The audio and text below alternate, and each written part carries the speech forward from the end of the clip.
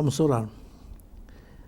Pai querido, ao abrir Tua palavra, queremos ter a certeza de que Teu Espírito vai iluminar nosso estudo. Em nome de Jesus. Amém. Amém. O tema de hoje tem que ver com o corpo, com o cuidado do corpo, com os alimentos. Para começar, vou ler um texto de São Paulo aos Coríntios, no capítulo 6, verso 19 e 20, diz assim: Acaso não sabeis que o vosso corpo é santuário do Espírito Santo, que está em vós, o qual tendes da parte de Deus, e que não sois de vós mesmos, porque fostes comprados por preço. Agora, pois, glorificai a Deus no vosso corpo. O cristianismo não é apenas um assunto de palavras. Devemos amar a Deus com nossa mente, com nosso coração, com as nossas palavras, mas também com os nossos corpos.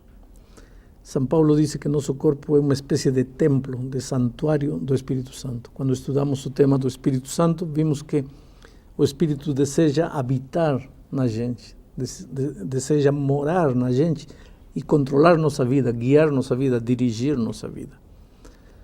Agora, quando vem um visitante ilustre à nossa casa, a gente geralmente arruma a casa mais que de costume. Coloca uma flor, ajeita a casa bonitinha, direitinho, porque vamos receber um hóspede especial. O Espírito quer ser nosso hóspede permanente. Portanto, Paulo disse que nós devemos arrumar a casa, arrumar o templo do Espírito, que é o nosso corpo. Ora, eu não vou colocar qualquer coisa no templo de Deus nesta terra. Eu vou ter cuidado em escolher as cortinas, escolher os bancos, escolher o púlpito, as vidraças, enfim. Vou colocar o melhor que puder, da melhor qualidade, porque é para meu Deus, o santuário de meu Deus. Agora, Ele quer que meu corpo seja o santuário de seu Espírito.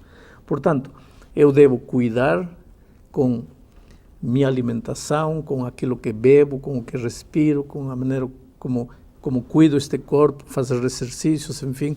Tenho que manter este corpo sadio para que o Espírito Santo tenha uma casa onde se sinta à vontade habitando nele.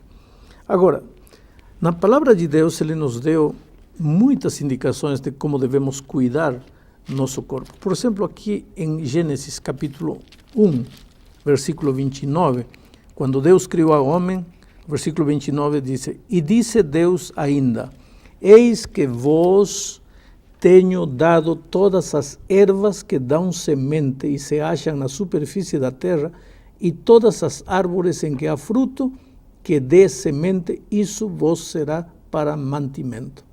Quer dizer, a dieta original de Deus para o ser humano não incluía carne, não incluía animais. Deus tinha planejado que o ser humano só comesse vegetais, sementes, árvores, frutos, enfim. Acontece que veio o dilúvio, e na época do dilúvio, pois, não podia se levar todas as árvores, todas as plantas para a arca, então só se salvaram os animais. E aí, Deus, numa medida de emergência, permitiu que o ser humano comesse carne. Já no tempo de Israel, Deus deu ao ser humano algumas dicas de que tipos de carne deveriam comer para cuidar de seu corpo como o templo do Espírito Santo que deveria ser. E no livro de Levíticos, capítulo 11, no versículo 3, encontramos uma dessas dicas. Diz assim: todo o que tem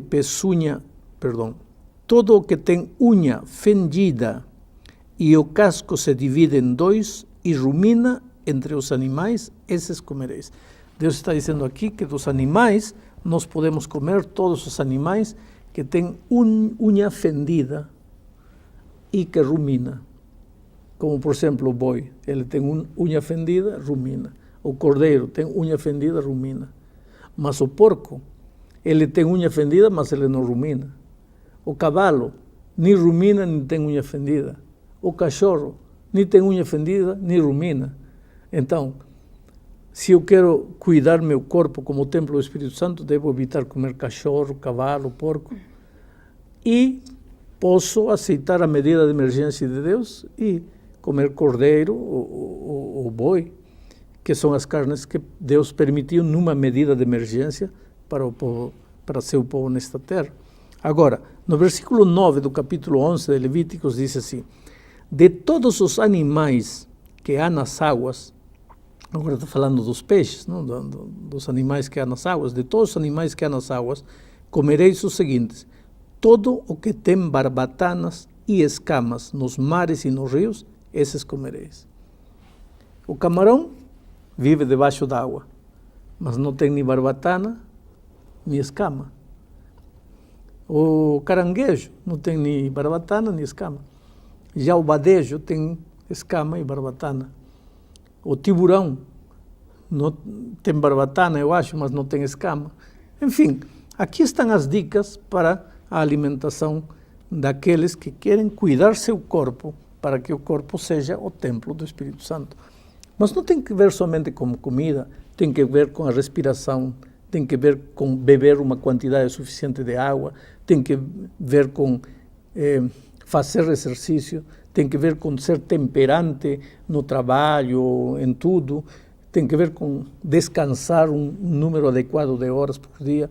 Enfim, tem que ver com todo o cuidado do corpo humano. Para quê? Para ter a mente mais desperta, para ter um corpo mais sadio, para que o Espírito de Deus possa habitar confortavelmente neste corpo que é o templo do Espírito Santo.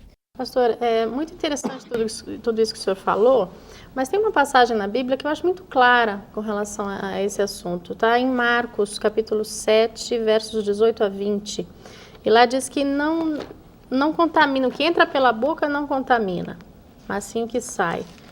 Então, será que isso não está muito claro com relação a essa questão da alimentação? Veja, quando estudamos o tema da Bíblia, eu já disse para vocês, cuidado com pegar um verso da Bíblia e com esse verso dizendo, aqui diz a Bíblia assim. Não, a Bíblia não diz, diz esse verso.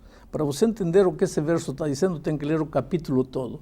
E o capítulo de Marcos, capítulo 7 de Marcos, começa assim: ora, reuniram-se a Jesus os fariseus e alguns escribas vindos de Jerusalém, e vendo que alguns dos discípulos dele comiam pão com as mãos impuras, isto é, por lavar, pois os fariseus e todos os judeus, observando a tradição dos anciãos, não comem sem lavar cuidadosamente as mãos. Vendo isso, eles começaram a criticar aos discípulos. Por que não lavam as mãos? Olha, não era lavar as mãos de lavar as mãos de higiene, que todos nós temos que lavar as mãos para não comer bactérias, micróbios aí. Se fosse por isso, eles não estavam preocupados com saúde, eles estavam preocupados com um rito, com uma cerimônia religiosa de lavar-se as mãos. E, não, olha, que não lavam as mãos. Então Cristo disse, olha, não se preocupem, o que contamina o homem não é o que entra pela boca. Afinal de contas, ele não disse, mas eu faço parênteses, se entra pela boca, o máximo que pode fazer ele é morrer. Agora, o pior é o que sai da boca. E vejam o que diz o versículo 21. Porque de dentro do coração dos homens é que procedem os maus desígnios, a prostituição, os furtos, os homicídios, os adultérios, a avareza, malícias, etc., etc., Preocupe-se não com o que lavou a mão, não. Preocupe-se não com o que está entrando no seu corpo, preocupe-se com o que está saindo do seu coração. Agora, Jesus não está falando aqui de carne de porco, aqui não está falando de comer cachorro ou comer cavalo, não tem nada a ver. Agora, por que eu vou pegar este verso e dizer, olha, o que entra pela boca não contamina, então vamos comer um cachorro frito? Ah, não, cachorro não. E por que não, se o que entra pela boca não contamina? Vamos tomar veneno para rato, se o que entra pela boca não contamina. Não, Jesus não está falando disso. Jesus está falando não te preocupe pela forma das coisas, preocupa-te pelo que sai de teu coração, porque aqui o tema de Jesus não é alimentos limpos ou imundos. Aqui o tema é a hipocrisia dos fariseus. Pastor, Levíticos é um livro de algumas leis, né? Algumas delas foram colocadas por Moisés, para aquele povo, para aquele momento, para aquele instante, no meio do deserto, muitas dificuldades. E muitas leis, elas foram cravadas na cruz. Por que eu agora tenho que obedecer, eu tenho que ter Levíticos 11 como algo real e necessário para a minha vida? Essas leis, elas foram cravadas na cruz? Veja, já estudamos no tema da lei a diferença que há entre as leis cerimoniais, que eram muitas, e as leis morais, que são os 10 mandamentos. E já vimos que todas as leis cerimoniais terminaram na cruz do Calvário. Só que este capítulo 11 de Levíticos não está entre as leis cerimoniais, está entre as leis de saúde, entre os conselhos de saúde. Quer dizer, o que te fazia mal antes do Sinai, o que te fazia mal durante o Sinai, te faz mal na cruz e te faz mal hoje. Quer dizer, se você come rato, pode morrer no Sinai, depois do Sinai, na cruz e hoje. Melhor não comer rato. Não tem nada a ver com foi cravado na cruz. Quer dizer que porque foi cravado na cruz, as leis cerimoniais foram cravadas na cruz, mas as leis de saúde não, porque as leis de saúde são vigentes para nossos dias. Pastor, mas isso não tem nada a ver com salvação, né? Acho que o Omar concorda comigo. Esses itens têm alguma coisa a ver com salvação? O fato de eu beber determinadas bebidas ou comer determinadas comidas, isso tem a ver com a minha salvação? Não tem que ver com o fato de ganhar a salvação. Não pense você que porque não come porco vai ganhar a salvação. Não existe salvação pelo porco, existe unicamente salvação pelo sangue de Jesus. Não é porque você deixa de comer cavalo que vai ganhar a salvação. A salvação é pela graça, já vimos isso. Mas se você pode ser salvo e viver com saúde, por que tem que ser salvo e viver doente? Então cuide seu corpo para viver com saúde, feliz da vida. Tem muita gente que alcança a salvação, não cuida seu corpo. Então, é salvo, mas um salvo doente, gastando todo o seu dinheiro com remédio, em farmácia, com médico. Deus quer que, veja o que diz aqui em São João, amado, diz assim, amado, eu desejo que sejas prosperado e que tenhas saúde. Esse é o plano de Deus para nós, que nós tenhamos saúde, que sejamos felizes, salvos e com muita saúde para servir.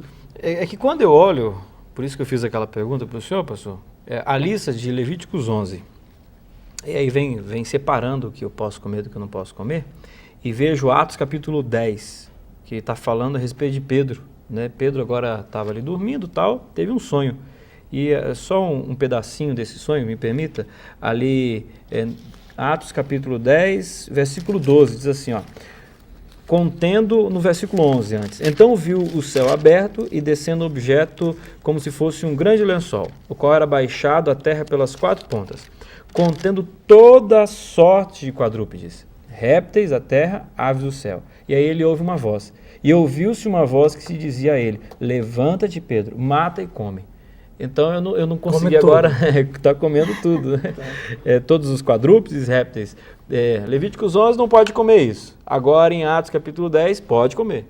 Tá. Só que você, novamente repito, não tire o texto do contexto. E vamos ao contexto.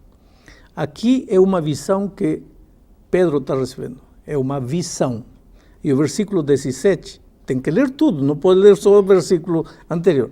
O versículo 17 diz, enquanto Pedro estava perplexo sobre qual seria o significado da visão, por que estava perplexo? Porque ele sabia que essas coisas fazem mal à saúde. Agora vem Deus e diz, come. Aí ele fica perplexo, Deus, come ou não come? Porque na tua palavra escrita diz que não come. Agora vem você pessoalmente e diz que come. Faz o quê? Enquanto Pedro estava perplexo sobre o significado da visão, eis que os homens enviados por Cornélio, tendo perguntado pela casa de Simão, pararam junto à porta. Quem era Cornélio? Um gentio. E os gentios, para os judeus daquele tempo, eram considerados imundos. Gente que não merecia a pregação do evangelho. Agora, Deus manda Cornélio para a casa de Pedro. E chamando, versículo 18, indagavam se estava ali hospedado Simão, por sobrenome Pedro. Enquanto meditava Pedro acerca da visão, disse-lhe o Espírito, eis aí 2 homens que te procuram. Levanta-te, pois, desce e vai com eles, nada duvidando, porque eu os enviei. E descendo Pedro para junto dos homens, disse: aqui me tendes, sou eu a quem buscais, a que viesteis. Por que Pedro vai? Estavam vindo duas pessoas consideradas imundas para os judeus. Mas agora Pedro entende a visão. Já sei o que Deus me quis dizer. Deus me quis dizer que eu não posso dizer imundo aquilo que Deus limpou. Jesus morreu também por eles. Então Pedro foi para pregar o evangelho para eles. O tema deste capítulo não é comida. O tema deste capítulo não é alimento limpo, alimento imundo. O tema deste capítulo é romper o preconceito de Pedro para sair e pregar aos gentis. Temos que entender o texto nesse contexto. Porque se queremos levar ao pé da letra, aqui diz assim: come tudo, mata e come. Cobra, sapo, lagartija. Então vamos comer tudo. Mas não. Só porquinho. Agora lagartija, cobra, isso não, só porquinho. Alguma coisa está errada. Aqui o ser humano não está querendo obedecer a Deus, está querendo fazer o que ele quer, o que ele gosta de fazer. Pastor, mas como é que a gente faz, por exemplo, para convencer certas pessoas? Por exemplo, outro dia eu vi na televisão, achei bem interessante, estavam apresentando pessoas bem idosas, 90 e tantos anos, 100 e poucos anos, e cada um dando a sua receita da longevidade, né, o motivo pelo qual estavam vivendo tanto. E muitos deles mencionando, porque eu bebo tal bebida, toda a minha vida bebi todo dia tal bebida, o outro, porque eu como tal coisa. E a grande maioria eram coisas que não eram saudáveis, pelo que a Bíblia diz. Veja, né? Como é que a gente vai... Se uma pessoa vive até os 100 anos, bebendo, fumando, comendo tudo quanto é besteira, eu digo, não viveu 100 anos por causa disso, viveu 100 anos apesar disso. Se tivesse cuidado sua alimentação, não viveria 100 anos, viveria 120 anos. Porque tem que considerar que a longevidade também é genética. Agora, uma pessoa que por genética viveria até os 80, se cuidasse seu corpo, viveria até os 100. E se não cuida seu corpo, vai viver até os 80, porque tem uma boa herança genética. Quer dizer, você nunca perde por cuidar seu corpo. Pastor, a Bíblia não fala de cigarro, não fala de droga, né? Porque naquela época não sei se tinha ou não tinha, o fato que não fala. Eu acho que as pessoas não fumam e não se drogam porque, de forma inteligente, percebe que isso faz mal naturalmente à saúde. Mas a Bíblia, em vários momentos, fala a respeito da bebida. E os patriarcas beberam, alguns ficavam bêbados, né? E, se eu não me engano, Paulo, ele até deu um testemunho, ou falou, olha, é bom que beba alguma coisa. E quando Jesus esteve nessa terra, em vários momentos ele bebeu. E na tradução, na Bíblia, está dizendo o vinho. Esse vinho, Jesus ele bebeu, a bebida pode, não pode, ou a Bíblia só fala a respeito da alimentação mesmo? Nós não temos...